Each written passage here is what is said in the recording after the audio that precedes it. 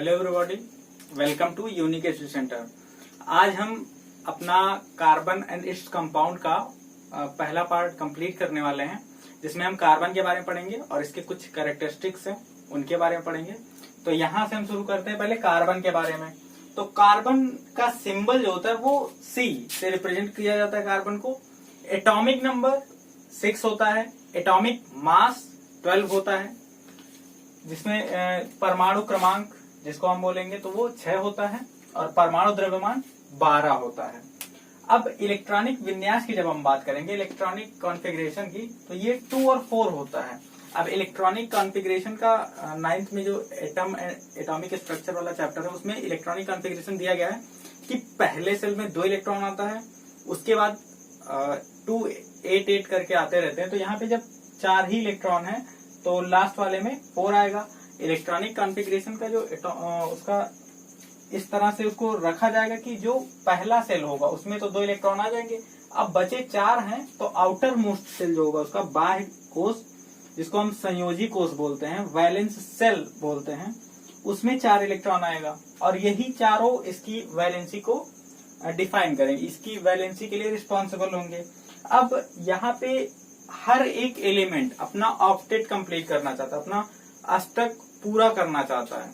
तो अष्टक को पूरा करने के लिए क्या करता है, वो इलेक्ट्रॉन का त्याग करता है, इलेक्ट्रॉन को ग्रहण करता है।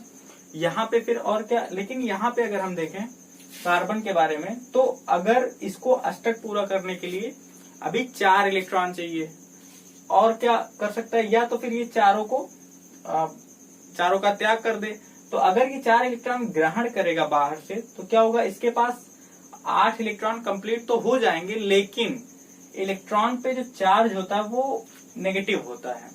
तो जब इलेक्ट्रॉन नेगेटिव चार्ज लेके आएगा, अब इसके नाभिक में 6 प्रोटॉन है, मतलब 6 प्लस चार्ज है इसके पास, और बाहर अभी तो 6 इलेक्ट्रॉन है, तो ये आपस में बैलेंस किया हुआ है।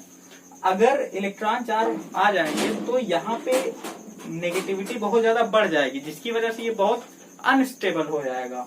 और अगर ये 4 इलेक्ट्रॉन डोनेट कर देता है, त्याग देता है, तो इसके पास पॉजिटिव चार्ज बहुत ज्यादा बढ़ जाएगा, तब भी ये स्टेबल नहीं रह पाएगा। तो इसलिए ना तो ये इलेक्ट्रॉन को डोनेट करता है और ना ही इलेक्ट्रॉन एक्सेप्ट करता है। तो ना तो त्याग कर रहा है ना एक्सेप्ट कर रहा है, तो फिर करता क्या है, तो ये इलेक्ट्रॉन की शेयरिंग करता है, इलेक्ट्रॉन की साझेदारी से बंध बनाता है। तो ये बंध जो बनता है, उसको जो साझेदारी से बंध बनते हैं उनको हम सहसंयोजी बंध बोलते हैं, कोवैलेंट बॉन्ड। अब कोवैलेंट बॉन्ड अगर बन रहा है तो जो यौगिक कोवैलेंट बॉन्ड बनाएंगे, सहसंयोजी बंध बनाएंगे, उनको सहसंयोजक यौगिक बोलेंगे। तो जो कार्बन होता है वो सहसंयोजी यौगिक बनाता है, और ये सहसंयोजी यौगिक इलेक्ट्रॉनों की साझेदारी से बनते हैं। अब हम अपना नेक्स्ट टॉपिक देखेंगे कि how is carbon different from other elements. जो कार्बन है वो दूसरे तत्वों से किस तरह से अलग होता है। तो ये पूरी जो दुनिया बनी है ये कार्बन से ही बनी है। जो हम प्लांट देखते हैं, जो हम न्यूट्रिएंट्स लेते हैं, कार्बोहाइड्रेट, ये सब कार्बन से ही बने हैं। तो जो फ्यूल यूज करते हैं, पेट्रोलियम हो गया, डीजल, ये सब कार्बनिक मटेरियल ही है। तो इसीलिए हमको यहाँ पे कार्बन एक अलग से चैप्टर में पढ़ना है। अब ये अलग कैसे होता है, तो इसकी कुछ प्रॉपर्टीज होती हैं। कौन कौन सी, जैसे एक टेट्राकोवैलेंसी, चतुर्संयोजकता इसकी होती है। दूसरी एक प्रॉपर्टी होती है कैटिनेशन की, जिसको हम श्रृंखलन का गुण बोलते हैं। और एक प्रॉपर्टी होती है पॉलीमराइजेशन, बहुलकीकरण। तो बहुलकीकरण क्या होता है, एक छोटे छोटे इसके मॉलिक्यूल्स होंगे और वो मिल करके एक लंबी चेन फॉर्म कर लेते हैं, एक बड़ी सी शाखा बना लेते हैं, एक बड़ी सी श्रृंखला बना लेते हैं, जिसको हम बहुलकीकरण बोलते हैं। और एक फिर उसके बाद आइसोमेरिज्म आता है। आइसोमेरिज्म में क्या होता है कि वो एक ही एटम रहेगा, उसके स्ट्रक्चर अलग अलग रहेंगे और उसके बेसिस पे। तो यहाँ पे हमको स्ट्रक्चरल आइसोमेरिज्म ही पढ़ना है। तो अभी पहले हम चतुर्संयोजकता देखते हैं। Carbon form covalent compound by sharing of electron. अभी हमने यहाँ पे पढ़ा कि कार्बन हमेशा इलेक्ट्रॉन की साझेदारी से ही यौगिक अपने बनाता है, अपना अष्टक पूरा करने के लिए साझेदारी करता है और जिससे कंपाउंड फॉर्म होते हैं। इट डज नॉट डोनेट और एक्सेप्ट इलेक्ट्रॉन। कार्बन इलेक्ट्रॉन का त्याग या फिर इलेक्ट्रॉन को ग्रहण नहीं करता है, साझेदारी ही करता है। फिर उसके बाद आता है हमारा कैट, the property of direct bonding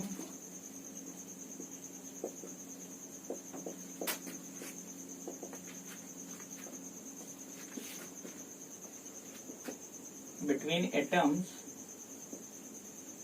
of same element to form long chain branches or closed structure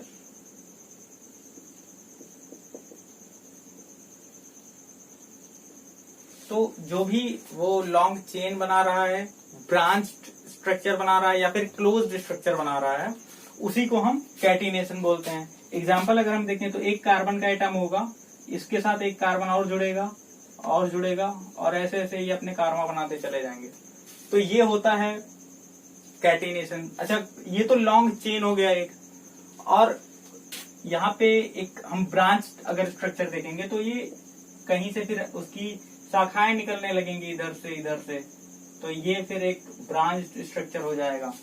और क्लोज्ड स्ट्रक्चर क्या होता है, जिसको हम चक्री या फिर बंद संरचना बोलेंगे, तो वो क्या होगा कि आपस में क्लोज स्ट्रक्चर में क्या होगा, वो एक बंद श्रृंखला बना लेंगे। जैसे ये सबसे छोटा जो क्लोज स्ट्रक्चर होता है वो प्रोपेन का होता है। कम से कम 3 कार्बन तो होने ही चाहिए एक बंद श्रृंखला बनाने के लिए। 2 का कैसे क्लोज बनाओगे, बनेगा? 2 का नहीं बनेगा।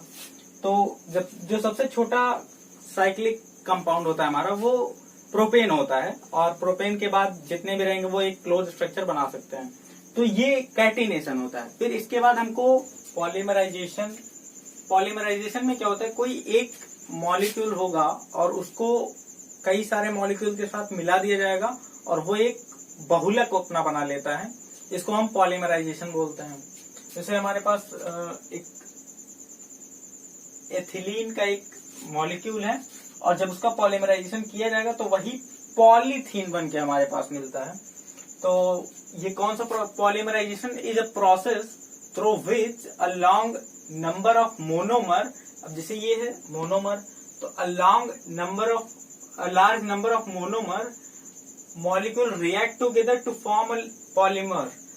A polymer can be linear, branched or a 3-dimensional structure. तो पॉलीमर कुछ भी हो सकता है, एक लॉन्ग चेन हो सकती है, एक ब्रांच्ड स्ट्रक्चर हो सकता है, या फिर कोई एक 3-डायमेंशनल स्ट्रक्चर हो सकता है। फिर उसके बाद नेक्स्ट हमारे पास आता है आइसोमेरिज्म। तो आइसोमेरिज्म क्या होता है, समावयवता जिसको हम बोलते हैं। तो ये उनका जो स्ट्रक्चर, जो केमिकल फॉर्मूला होगा वो सेम रहेगा, लेकिन इनका स्ट्रक्चर अलग अलग रहेगा। तो ये जो फेनोमेना होता है इसको हम आइसोमेरिज्म बोलते हैं। अभी आगे हम पढ़ेंगे आइसोमर्स क्या होते हैं उसके बारे में भी।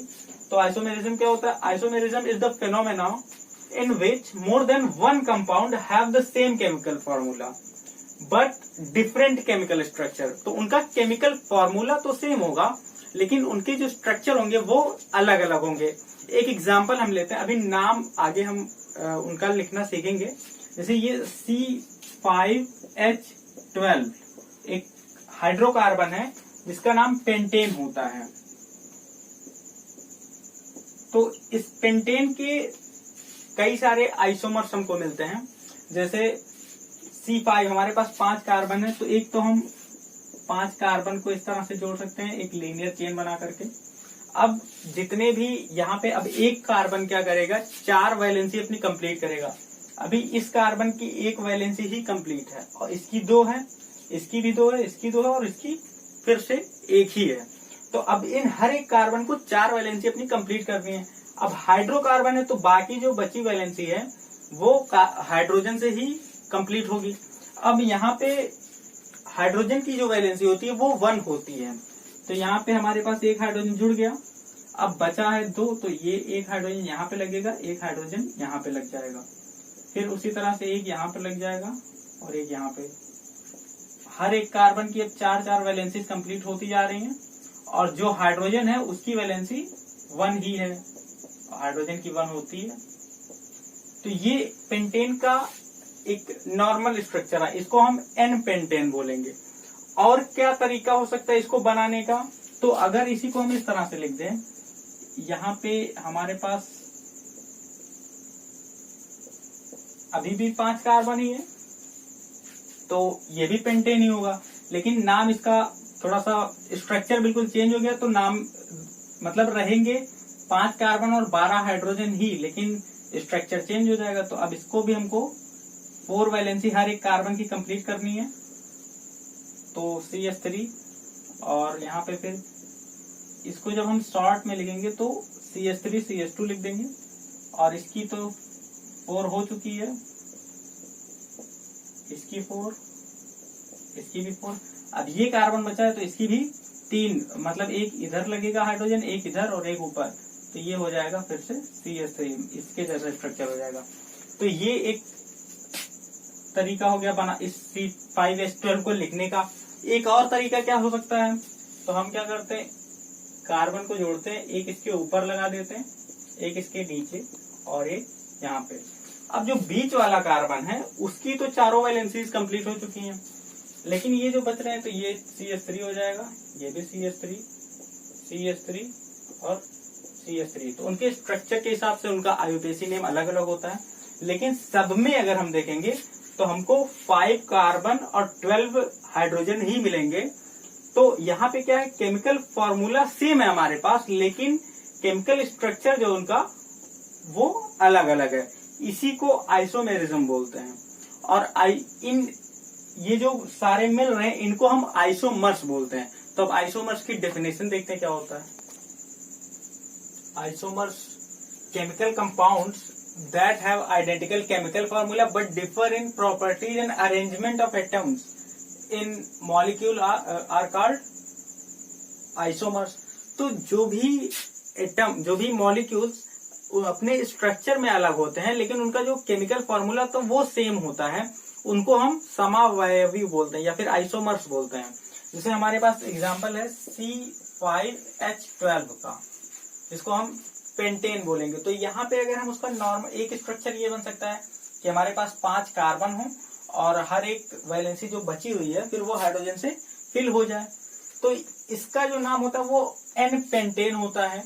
N का मतलब यहाँ पे नॉर्मल से है, तो N पेंटेन। और क्या हो सकता है कि ये एक मेथिल ग्रुप दूसरे वाले कार्बन पे लग जाए, तो यहाँ पे भी हमारे पास 5 कार्बन है और 12 हाइड्रोजन है, लेकिन इसका जो नाम, अब स्ट्रक्चर अलग हो गया तो इसका नाम होता है 2-मेथिल ब्यूटेन। उसके बाद यहाँ पे फिर हमारे पास 5 कार्बन और 12 हाइड्रोजन, लेकिन नाम क्या हो गया इसका 2,2-डाईमेथिल प्रोपेन। तो ये क्या है, सब में C5H12 ही है, लेकिन सबका स्ट्रक्चर अलग अलग है और इनकी केमिकल प्रॉपर्टीज भी उसी के करस्पॉन्डिंग अलग अलग होंगी। तो इन्हीं को हम आइसोमर्स या समावयवी बोलते हैं। अब कार्बन कंपाउंड, ये पूरे चैप्टर में कार्बन कंपाउंड हमको पढ़ने हैं, तो इनका क्लासिफिकेशन देख लेते हैं। आगे से फिर हमको अपना अगला टॉपिक यहीं से मिलेगा। सारे टॉपिक जो आगे आने वाले होंगे वो देखते हैं। कार्बन कंपाउंड, तो कार्बन कंपाउंड में हमारे पास 2 तरह के आएंगे, एक ऑर्गेनिक होगा और एक इनऑर्गेनिक होगा। इनऑर्गेनिक में क्या होता है, जो भी हमको फ्रॉम लिविंग ऑर्गेनिज्म, जो भी जीवित जीव जंतुओं से मिलते हैं उनको हम ऑर्गेनिक बोलते हैं, जो भी रिलेटेड रहेगी केमिस्ट्री। तो फ्रॉम लिविंग, बस इतना याद रखना है, फ्रॉम लिविंग, और ये याद रखना है फ्रॉम नॉन लिविंग। अब यहाँ पे इनऑर्गेनिक के बारे में हमको कुछ पढ़ना नहीं है। ऑर्गेनिक में एक और इसी का ब्रांच आ जाता है हाइड्रोकार्बन, जिसको हम बोलते हैं, तो इसी के बारे में पढ़ना है, हाइड्रोकार्बन। अब ये हाइड्रोकार्बन का आगे फिर हम क्लासिफिकेशन देखेंगे, किस तरह से ये क्लासिफाई किए गए हैं, और इन्हीं के बारे में पूरा हमको पढ़ना है। नेक्स्ट हमारे पास हाइड्रोकार्बन। अब जब हम इसका क्लासिफिकेशन देखते हैं तो 2 तरह के हमको मिलते हैं, ओपन चेन और फिर क्लोज्ड चेन। तो ओपन चेन का मतलब जो खुली श्रृंखला वाले यौगिक होते हैं, और क्लोज चेन मतलब बंद श्रृंखला वाले। अब ओपन चेन को हम एलिफैटिक बोलते हैं। एलिफैटिक को 2 तरह से फिर से आगे क्लासिफाई किया जाता है, और जो क्लोज्ड चेन वाले होते हैं उनमें एलिसाइक्लिक और एरोमेटिक होते हैं।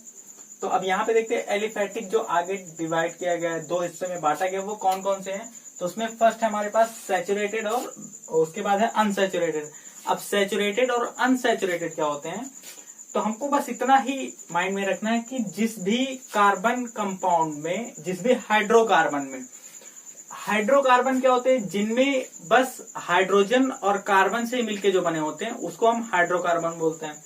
तो जिस भी हाइड्रोकार्बन में सिंगल बॉन्ड रहेगा बस उसको हम एल्केन बोलेंगे, जिसमें डबल बॉन्ड रहेगा उसको एल्कीन, और अनसैचुरेटेड होगा वो असंतृप्त होगा, और जिसमें एल्काइन होगा, जिसमें ट्रिपल बॉन्ड होगा उसको हम एल्काइन बोलेंगे। अच्छा, अब ये संतृप्त और असंतृप्त होते क्या हैं, तो संतृप्त का मतलब अब वो कंप्लीट हो चुका है अपने आप से, तो वो फिर से कहीं भी किसी चीज को जोड़ेगा नहीं खुद से, तो इसीलिए उसको संतृप्त बोलते हैं। और एल्केन जो होते हैं सारे सिंगल बॉन्ड होते हैं, तो कोई चांस नहीं होता कि कोई नया एटम आके जुड़ जाए। लेकिन जो अनसैचुरेटेड होते हैं, असंतृप्त जो होते हैं, उनमें चांस होता है नए एलिमेंट के जुड़ने का। तो इसीलिए अब ये जो डबल बॉन्ड है कार्बन कार्बन के बीच में होता है, तो यहाँ पे डबल बॉन्ड टूट करके सिंगल बॉन्ड में कन्वर्ट होता है, और जो बॉन्ड टूटा है वो दूसरे एटम से रिप्लेस हो जाता है।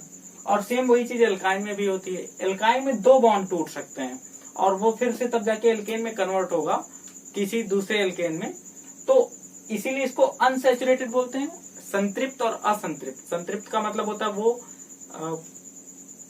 पूरा सैचुरेट, पूरा कंप्लीट हो चुका है, और अनसैचुरेटेड का मतलब होता है कि वो अभी भी बाकी, वो कंप्लीट नहीं हुआ है।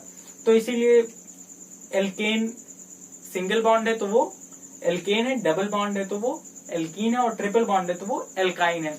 अब फिर उसके बाद क्लोज चेन में एलिसाइक्लिक और एरोमेटिक आते हैं। एलिसाइक्लिक क्या होते हैं, तो ये एक क्लोज्ड स्ट्रक्चर बना रहे होंगे।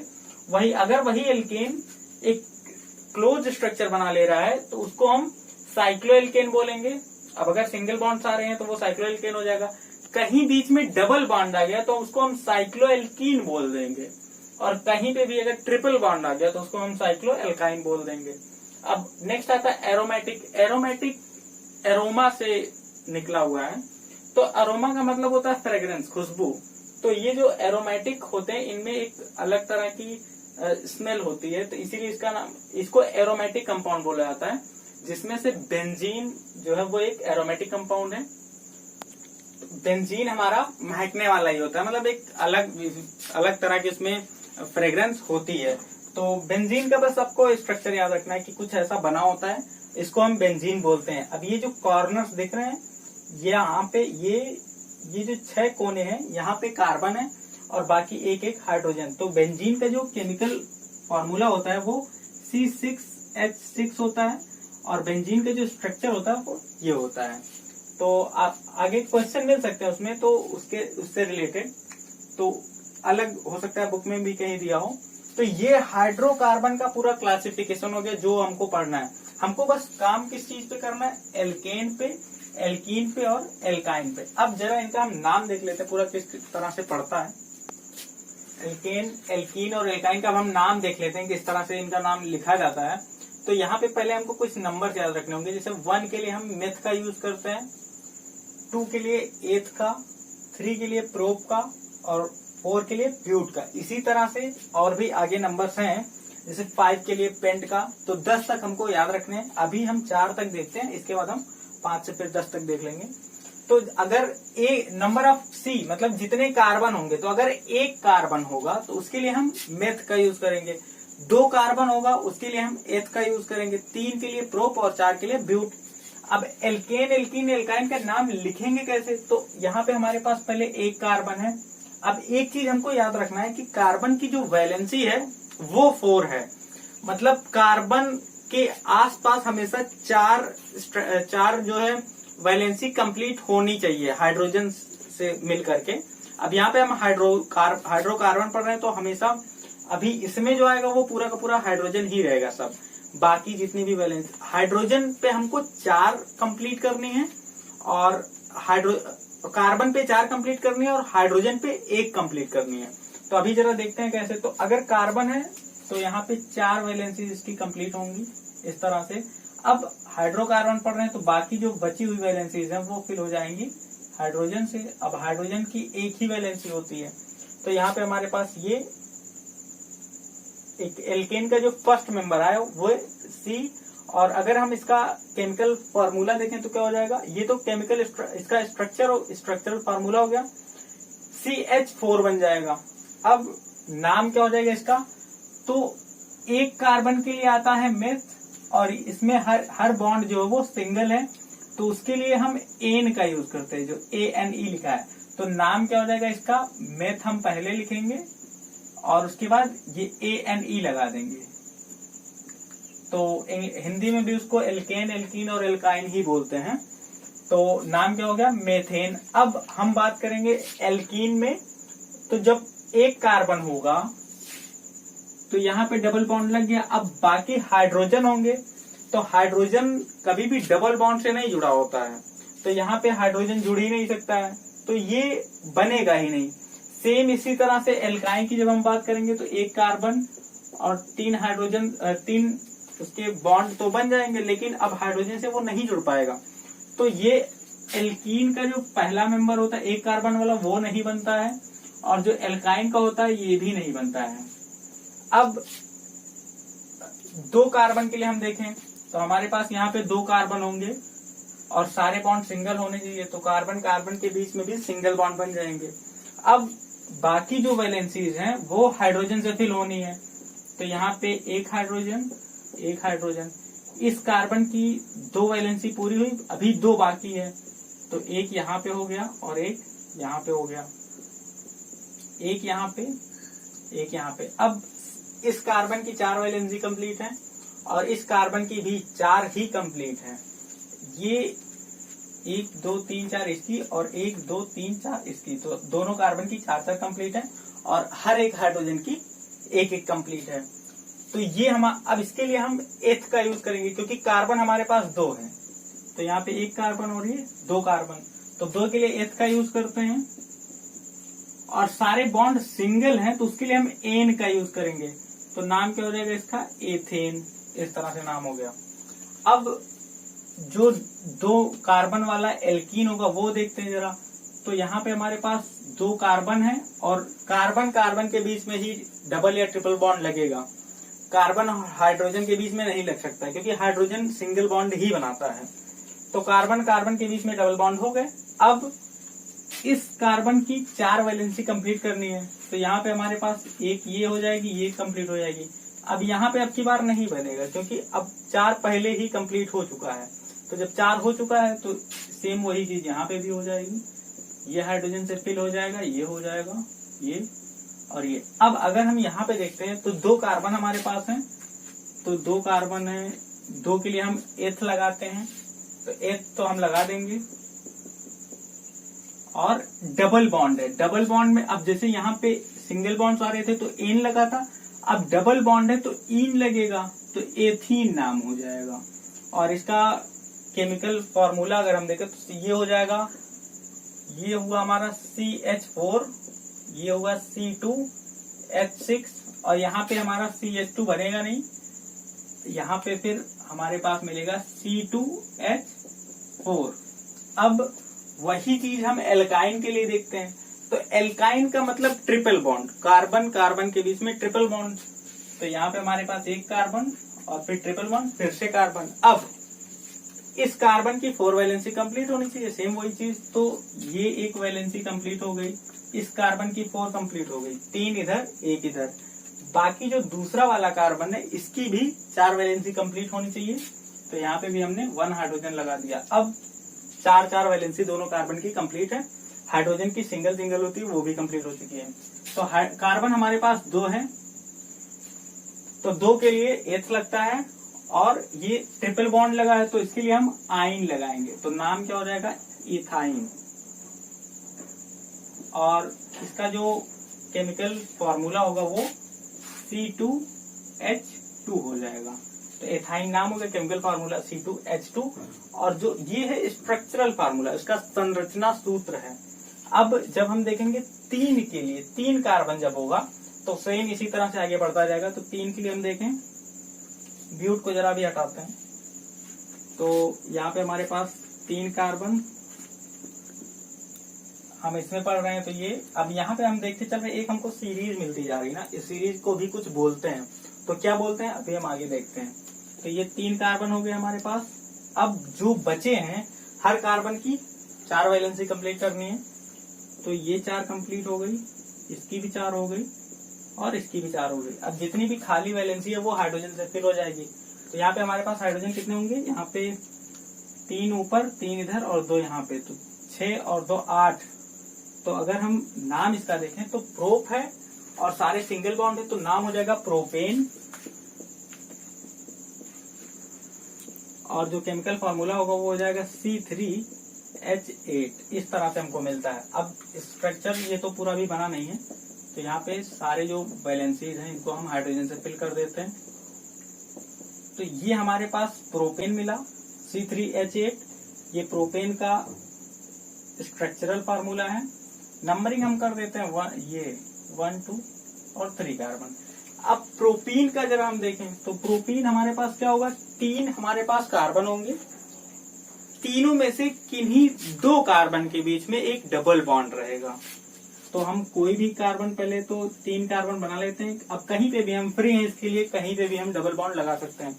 यहाँ पे भी लग सकता है, यहाँ पे भी लग सकता है।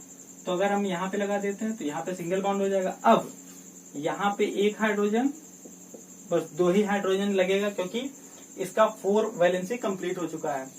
इसमें बस 1 ही हाइड्रोजन लगेगा, इसका भी 4 कंप्लीट हो गया। इसमें 3 लगेंगे तो इसके 3 कंप्लीट हुए। नाम क्या हो जाएगा, 3 कार्बन है तो प्रोप, और डबल बॉन्ड है तो ईन लगता है तो नाम हो जाएगा प्रोपीन। और जो फार्मूला, केमिकल फार्मूला होगा वो C3H, कितने हैं 1 2 3 6 हैं, तो C3H6 इसका केमिकल फार्मूला हो जाएगा। तो ये प्रोपीन रहा। इसी तरह से हम प्रोपाइन का देखते हैं क्या होता है। तो हमारे पास 3 तो कार्बन होंगे। अब इन तीनों में किन्हीं 2 के बीच में ट्रिपल बॉन्ड लगना है, तो कहीं पे भी लगा सकते हैं, चाहे यहाँ पे लगाएं चाहे यहाँ पे लगाएं। तो अगर हम यहाँ पे लगा देते हैं या फिर यहाँ ना लगा करके इधर ही लगा देते हैं, तो इसकी तो 4 वैलेंसी कंप्लीट हो गई, इसकी 4 कंप्लीट है। यहाँ पे 3 और लगेगा, 3 लगेगा तो उसको इस तरह से लिख दिया जाता है। जैसे अगर H और H है तो इसको शॉर्ट में हम इस तरह से भी लिख सकते हैं। तो ऐसा लिखने की हमको कोई जरूरत नहीं होगी।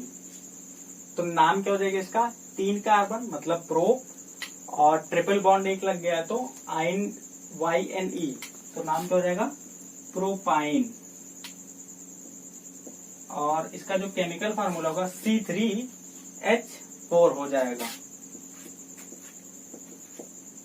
इस तरह से ये पूरे कंप्लीट होते हैं। अभी तो 3 ही हुए हैं। इसी तरह से पूरा चलता जाता है और हमको एक सीरीज मिल जाती है जिसको हम सजातीय श्रेणी या होमोलॉगस सीरीज बोलते हैं। अब यहाँ पे एक और काफी इंपॉर्टेंट चीज हमको मिलता है। जैसे यहाँ पे अगर कार्बन हमारे पास 1 है तो हाइड्रोजन 4 मिल रहा है, कार्बन 2 है तो हाइड्रोजन 6 मिल रहा है, कार्बन 3 है तो हाइड्रोजन 8 मिल रहा है। फिर यहाँ पे देखें कार्बन 2 है तो 4 मिल रहा है हाइड्रोजन, और 3 है तो 6 मिल रहा है। यहाँ पे 2 है तो 2 मिल रहा है, और 3 है तो 4 मिल रहा है। इसके लिए एक जनरल फॉर्मूला हमको मिलता है, जैसे C3H8 तो CnH2n+2 पे अगर हम रख देते हैं तो वो जो भी मिलेगा, अगर हम 1 रखते हैं तो हमको मेथेन मिलेगा, 2 रखते हैं तो इथेन मिलेगा, और 3 रखते हैं तो प्रोपेन मिलेगा। इसी तरह से आगे भी मिलते जाते हैं, ब्यूटेन, पेंटेन, हेक्सेन, हेप्टेन। अब एल्कीन के लिए फिर जनरल फार्मूला क्या होता है, तो एल्कीन के लिए CnH2n होता है, और एल्काइन के लिए CnH2n-2 होता है। अब ये जो 2 घटा है वो 2n में, और जो 2 जुड़ा है वो भी 2n में ही।